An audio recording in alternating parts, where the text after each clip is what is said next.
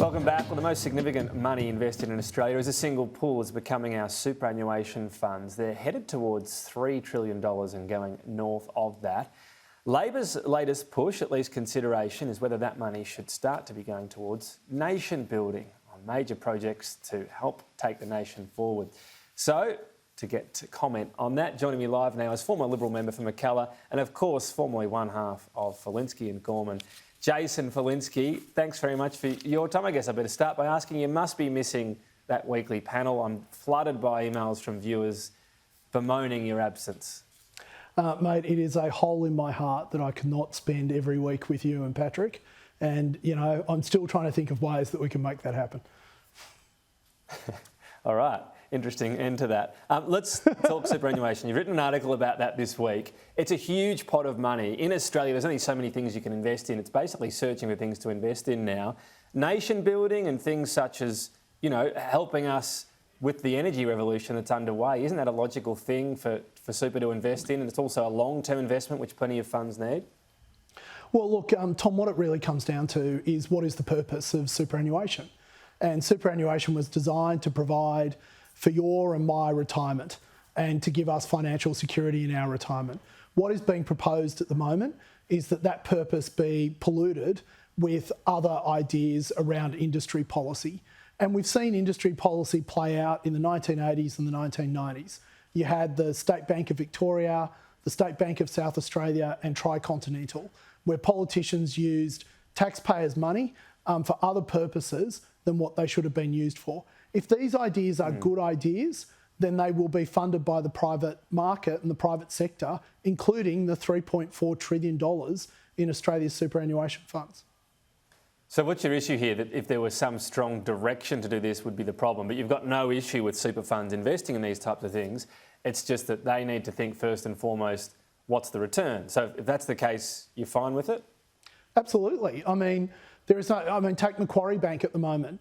The CEO of Macquarie Bank has made it very clear that in her view, one of the strategic advantages that Macquarie Bank will have in the next 2 or 3 decades ahead is some of the bets that they're making in green energy at this very moment, not just here in Australia, but right around the world.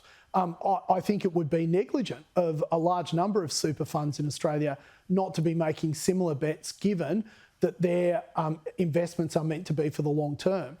But that's not what we're talking about here. What we're talking about is the Labor government directing your money to be used on projects that can't be funded by the private sector because they don't add up. And that, I think, is something that should concern anyone who's got money in superannuation funds. I mean, there's not a directive out there at the moment to do that, but that's the parameter, I suppose, you're setting that shouldn't happen. So that's probably fair enough. We'll see where Labor goes exactly on that. You've mentioned housing before as well on this.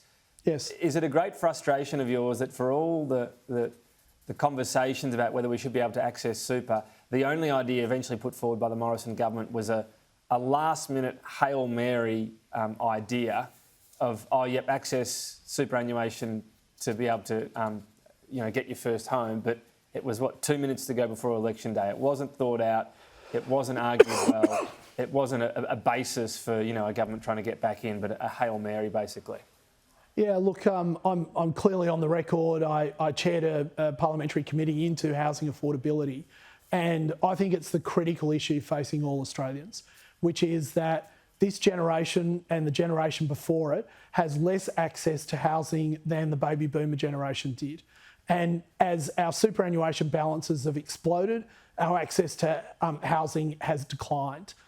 The Callaghan report into superannuation made it quite clear that the biggest determinant of financial security in retirement is whether you owned your own home or not. Housing affordability and more Australians being able to own their own home is, I think, a critical issue, not just for the Liberal Party, but for Australia generally. And if the Labor Party won't take this up, which is what Paul Keating made very clear at that superannuation roundtable, he would prefer your super fund to rent you a house than for you to own your own home.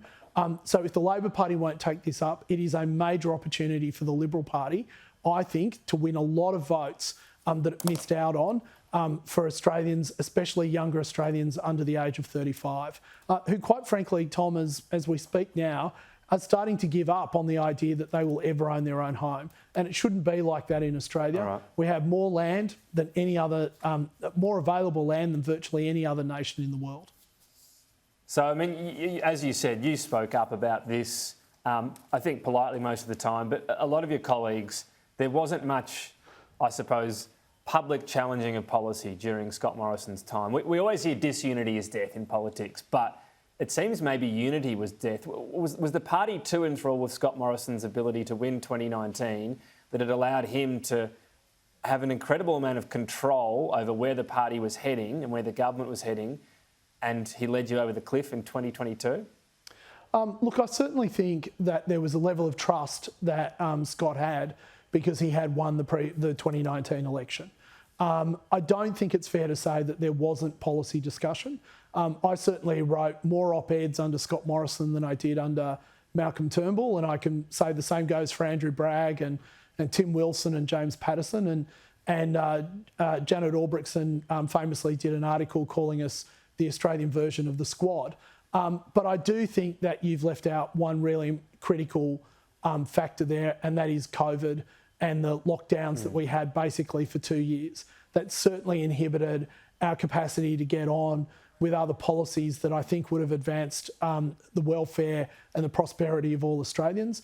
And I think, you know, it's too easy to forget how disruptive that 2 year period was. And I think that is a huge factor in why we lost in May of this year. Okay, and on the ministry's scandal element as well, the only act we know about in terms of Scott Morrison using his power was to scrap PEP 11. You actually wanted PEP 11 gone. So this seemed to be something Keith Pitt wasn't willing to do. In your view, did Scott Morrison do the right thing by overruling Keith Pitt on PEP 11? Absolutely, Scott Morrison did. If I had one complaint about what Scott Morrison did in that instance, it is that he didn't do it fast enough. Because Keith Pitt dragged his feet for 10 long months, we ended up in a situation where Climate 200 candidates and the Labor Party were able to claim credit for the permit not being renewed. Let's not forget this was a permit that was granted by the Labor Party, renewed by the Labor Party and cancelled by the Liberal Party. And yet I think out there in the community, most people would ascribe credit to the Labor Party and Climate 200, who had absolutely nothing to do with this. And that is primarily and solely a result of the fact that Keith Pitt, as Minister, did not make a decision for 10 months. But so what should have happened in terms of proper process? Should Scott Morrison have been more upfront about him, that it was he made the call on this and that he was overruling his minister? Well, he had a press conference in December of 21 where he stood up in front of the media and said that he had written to the company that day. Should he have been more explicit? Possibly. I think that most Australians were concerned, and most members of my community were concerned, that this 24-year permit that had hung over our communities like Damocles' sword had not been, a decision hadn't been made for 10 months. A decision that should have been made in February of 21 wasn't being made until December 21. And, you know, Tom, I would also have to say at this point, since then, of course, the company has taken the government to court. I get the sense that the Labor government is not defending this vigorously. They've announced hundreds of thousands of kilometres of offshore area for oil and gas exploration, and we have not heard a peep. Not a single peep out of the crossbenchers who said they were opposed to this. Got to leave it there. Jason Falinski, we'll talk again down the track. Thank you. Thanks, Tom.